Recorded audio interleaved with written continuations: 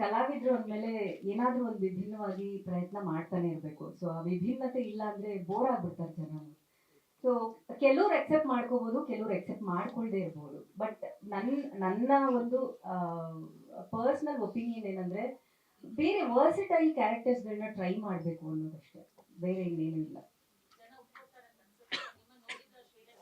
ಯಾ ಒಪ್ಕೊಂಡಿಲ್ಲ, ಕೆಲವ್ರು ಒಪ್ಕೊಂಡಿಲ್ಲ. ಯಾಕೆ ನೀವು ಹೀರೋಯಿನ್ ಆಗಿ ಮಾಡ್ತಾ ಇದ್ರಿ, ಯಾಕೆ ಈ ತರ ಕ್ಯಾರೆಕ್ಟರ್ ಮಾಡ್ತಿದ್ದೀರಾ ಅಂತ ಹೇಳಿದ್ರೆ, ಒಂದು ಇತ್ತೀಚಿನ ದಿನಗಳಲ್ಲಿ ನಾನು ನೋಡಿರೋ ಪ್ರಕಾರ ಆ, ಒಂದು ಹೆದರಿಸ್ಬೇಕು, ಇಲ್ಲ ಹೆದರ್ಕೋಬೇಕು.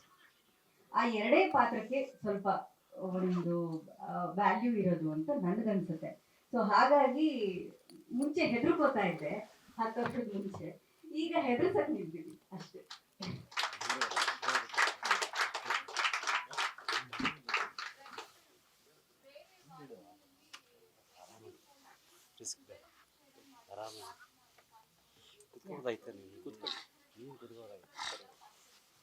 ಇಲ್ಲ, ನಾನು